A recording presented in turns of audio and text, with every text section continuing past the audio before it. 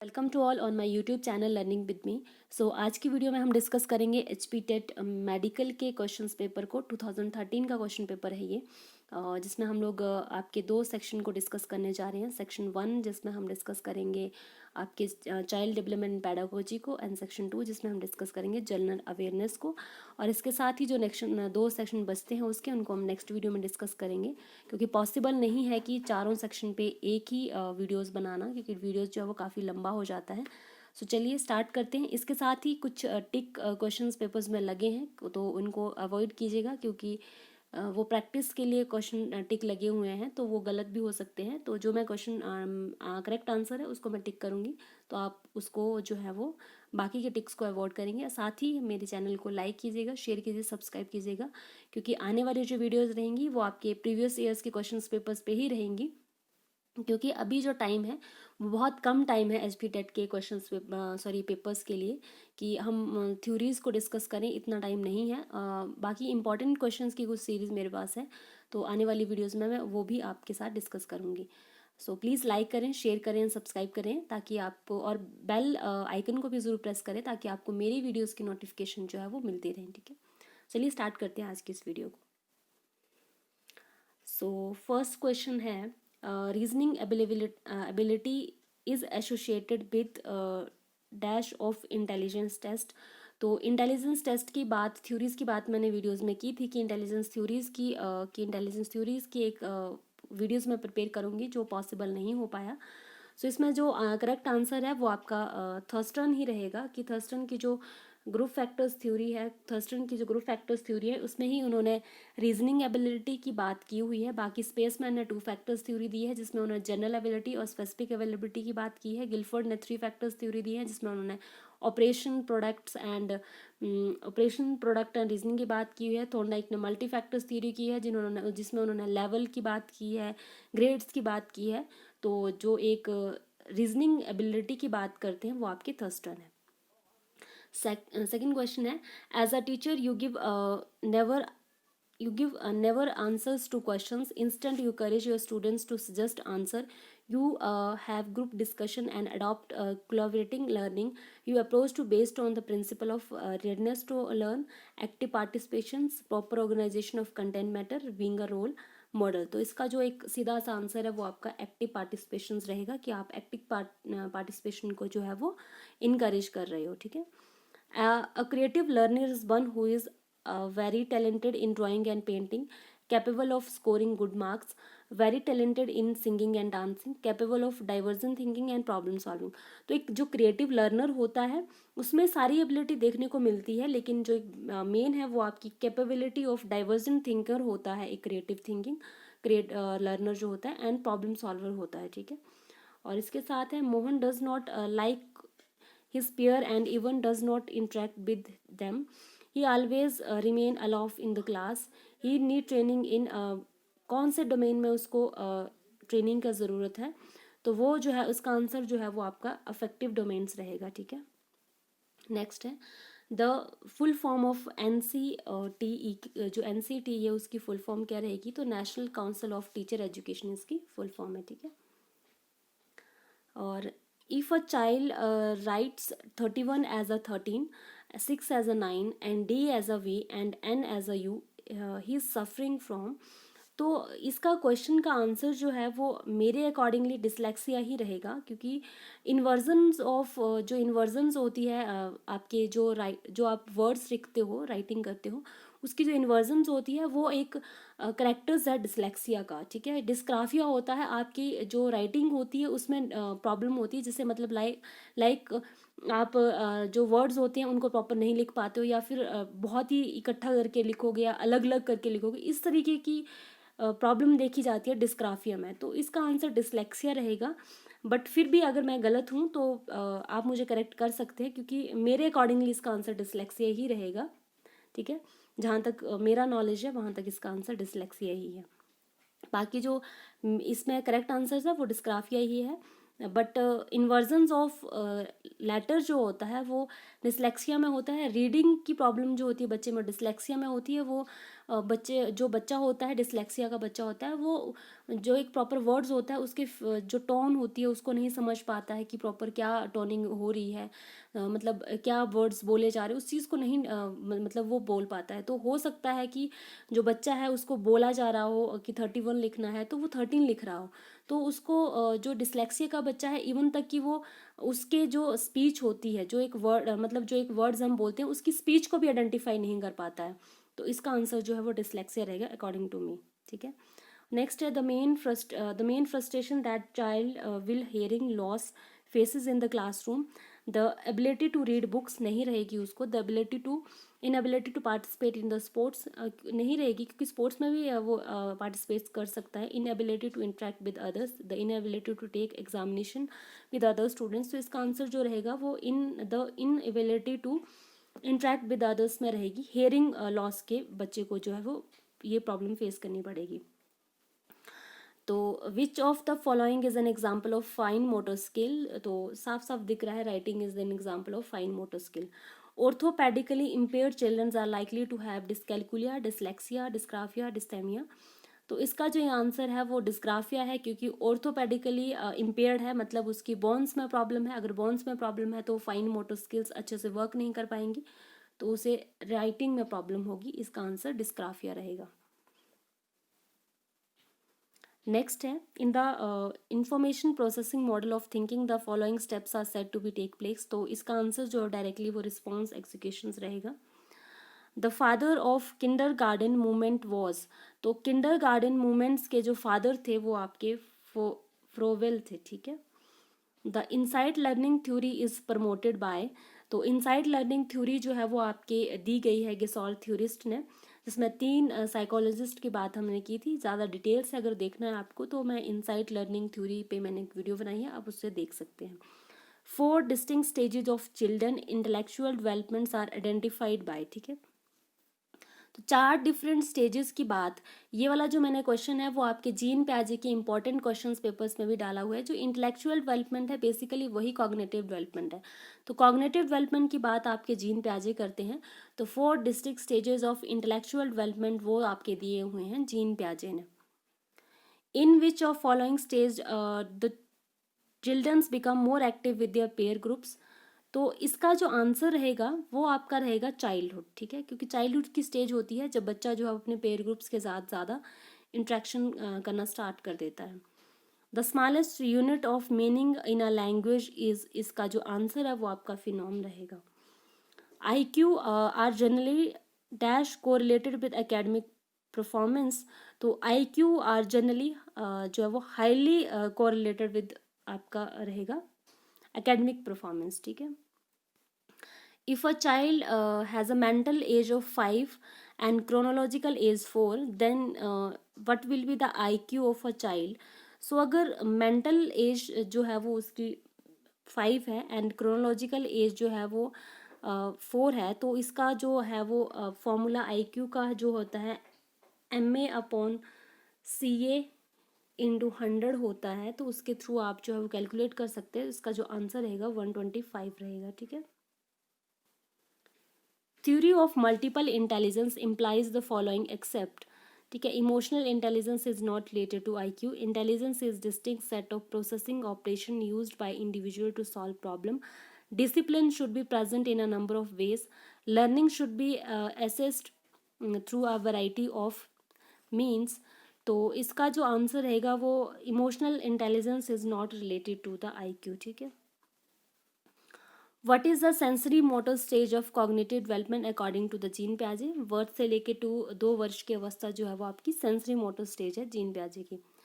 According to the Kohlberg, children approach thinking about right and wrong different at the different stages in the same way at the different stages as per context as per the instruction given by the parents। तो इसका जो answer रहेगा, Kohlberg ने आपकी नैतिक मूल्यों पे theory दी है।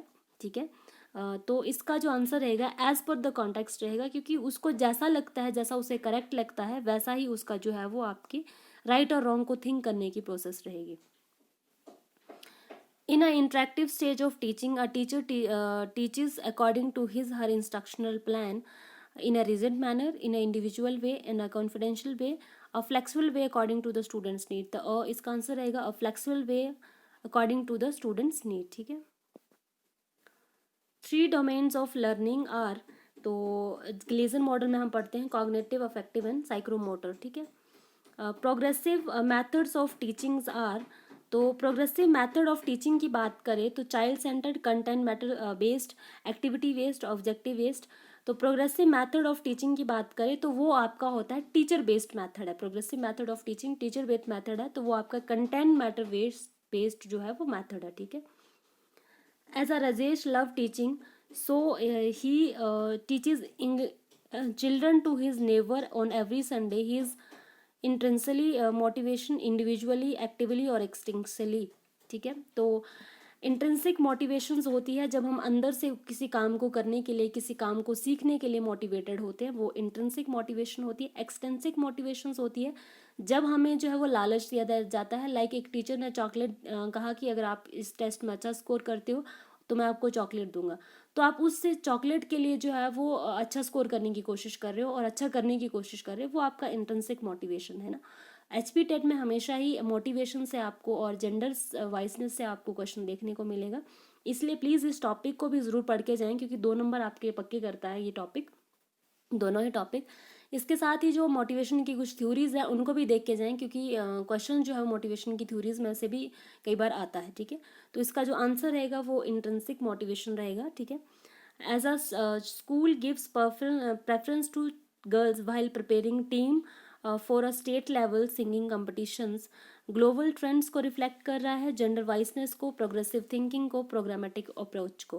तो साफ साफ दिख रहा है ये जेंडर वाइसनेस है. जब गर्ल क्योंकि गाना तो लड़के भी अच्छे गा सकते हैं. ठीक है. ऐसा नहीं है. When a teacher help his her learner to think the knowledge they are derived in a one subject at the knowledge from the subject area, she has promoting individual differences, reinforcement, correlation and transfer of knowledge, learning autonomy. तो जब हम principles करते हैं आपके development के, तो उसमें हम देखते हैं कि मतलब जो एक इंटरलेशन प्रिंसिपल्स को देखते हैं जिसमें इंटरलेट होता है, एक सब्जेक्ट दूसरे से इंटरलेट करता है. ठीक है.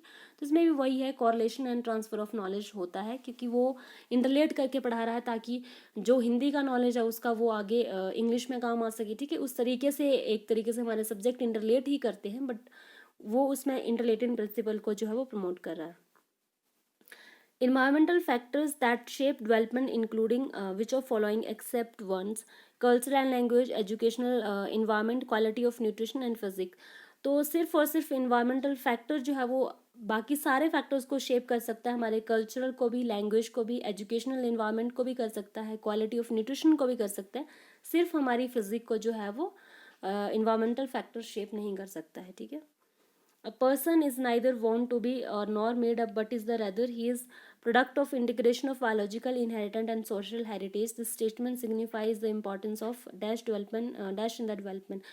Environmental load, heredity and environment both individual efforts. तो इसका जो आंसर रहेगा वो आपका हेरिडिटी एंड इन्वायरमेंट बोथ रहेगा. प्लीज़ साथ वाली जो आवाज़ें आ रही हैं उनको अवॉइड कीजिए क्योंकि साथ में घर का कंस्ट्रक्शन का काम चल रहा है, तो इसीलिए साथ में ऐसी आवाज़ें आ रही हैं.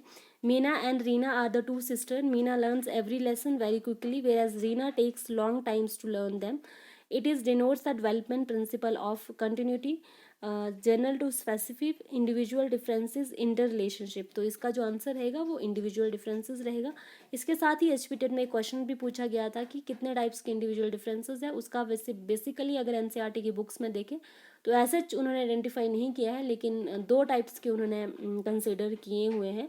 लेकिन एनसीईआरटी में कहीं मैंने पढ़ा है तो उसमें 4 टाइप्स के इंडिविजुअल डिफरेंसेस की भी बात की गई है. ठीक है. तो वैसे बेसिकली एचपी टेट ने जो आंसर दिया था वो 2 टाइप्स ऑफ इंडिविजुअल डिफरेंसेस को देखा था उन्होंने. ठीक है. तो उन्होंने फिजिकल और दूसरे के बेस पे किया हुआ था.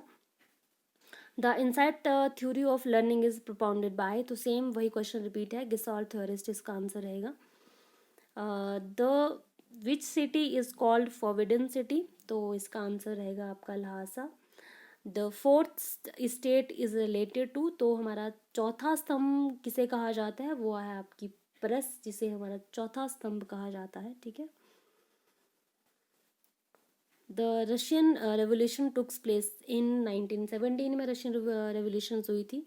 Who started agitations against begar system in Shimla, तो इसका जो आंसर है सैमुअल स्टॉक्स रहेगा, ठीक है। रोहतांग पास इज सिचुएटेड इन बिटवीन्स, तो रोहतांग पास जो है वो इसका आंसर है आपका कुल्लू एंड लाहौल के बीच में है रोहतांग पास। इसकी हाइट है आपकी 3978 मीटर, ठीक है। When did Himachal Pradesh get status of full statehood, तो हिमाचल प्रदेश को जो है वो फुल स्टेटहुड का स्टेटस जो है वो 25 जनवरी 1917 को मिला था, 71 को मिला था, ठीक है। 25 जनवरी 1971 को जो है वो मिला था। और स्टेटहुड डे मनाया जाता है आपका 25 जनवरी 1971 को, और फाउंडेशन डे है आपका 15 अप्रैल 1948 को, जो है वो हमारा फाउंडेशन डे है। इस दिन हमारी हिमाचल की फाउंडेशन हुई थी, ठीक है। और स्टेटहुड डे जो है वो 25 जनवरी 1971 को जो है वो मनाया जाता है, ठीक है।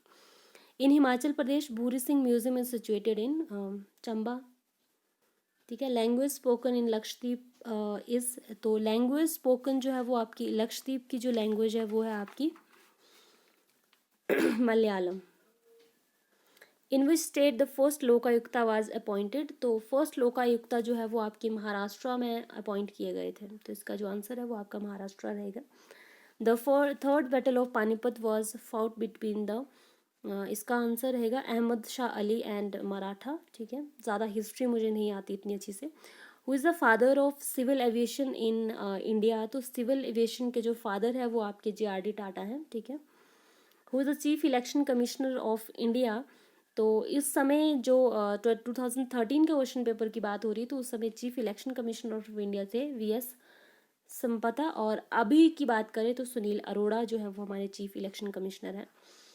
विच planet is the nearest to the sun, तो इसका आंसर मरकरी रहेगा। Hyderabad is situated on the which bank of river, तो ये मूसी नदी के किनारे बसे हुए हैं हैदराबाद सिटी। और roof of the world is Pamir का पठार जो है वो उसको रूफ ऑफ द वर्ल्ड कहा जाता है। Wimbledon trophy is associated with, तो ये लॉन टेनिस से एसोसिएटेड है आपकी। इंडिया परमानेंट स्टेशन इन अंटार्कटिका जो है वो आपके दक्षिण गंगा आएगा अंटार्कटिका से, ठीक है। और विच of following is not a kharif crop, तो ये है आपकी बरेली, ठीक है।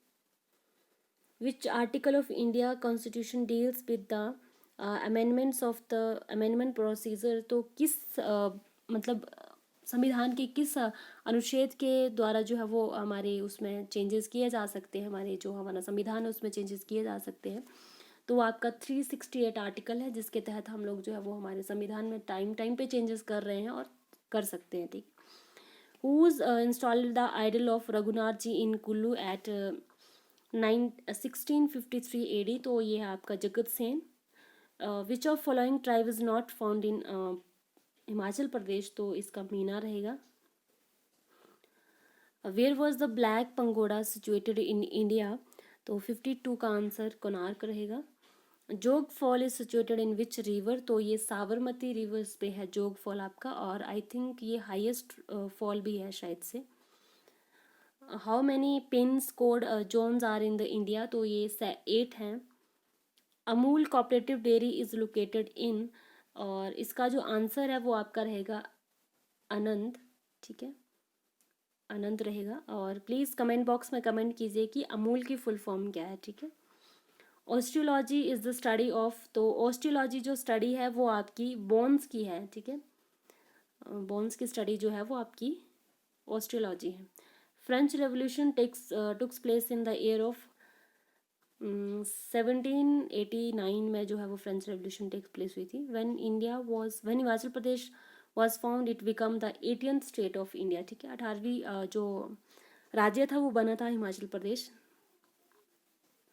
State council of education research and training of Himachal Pradesh is located है, तो लोकेशन इसकी जो है वो सोलन है, ठीक है। इसके साथ ही जो फर्स्टली ये एग्जिस्टेंस में आया था SCERT, तो ये आया था कॉलेज ऑफ स्कूल एजुकेशन करके, ठीक है। जो इसकी फाउंडेशन थी वो हुई थी 1954 में। क्या? कॉलेज ऑफ स्कूल एजुकेशन, ठीक है। ये था इसका कॉलेज ऑफ स्कूल एजुकेशन करके इसकी फाउंडेशन हुई थी।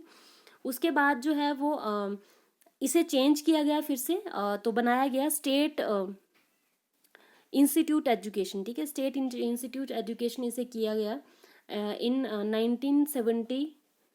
1970 में। तो इसका काम क्या था, ये जो है वो आपके गाइडलाइंस बनाते थे, और गाइडलाइंस बनाते थे प्राइमरी लेवल से लेके सेकेंडरी लेवल्स तक, मतलब अंडर गवर्नमेंट्स था और स्टेट गवर्नमेंट्स थी। स्टेट गवर्नमेंट गाइडलाइंस बनाती थी, ठीक है। गाइडलाइंस और प्रिंसिपल्स बनाती थी प्राइमरी लेवल से लेके सेकेंडरी लेवल तक की एजुकेशन के लिए, ठीक है। तो इसका स्टेट चेंज किया, स्टेट इंस्टीट्यूशन एजुकेशन चेंज किया गया। देन उसके बाद जब जब हमारी जो एजुकेशन पॉलिसी आई थी आपकी 1984 में, तो उसके अकॉर्डिंगली जो NCERT था उसके अकॉर्डिंग इसे चेंज किया गया 1984 में। तब इसका नाम जो है वो आपका SCERT जो है वो किया गया, ठीक है। SCERT किया गया, और ये था आया था आपका 1984 में, जिससे फाउंडेशन इसकी 1954 में हुई थी as a college of school education करके, ठीक है। और इसके बाद जो नेक्स्ट क्वेश्चन है, Jim Corbett national park is situated at, तो ये जो है वो आपका उत्तराखंड में, ठीक है। तो यहीं तक था आज का, और thank you for watching my video. Please like करिए, शेयर करिए एंड सब्सक्राइब करिए मेरे चैनल को, and thank you so much.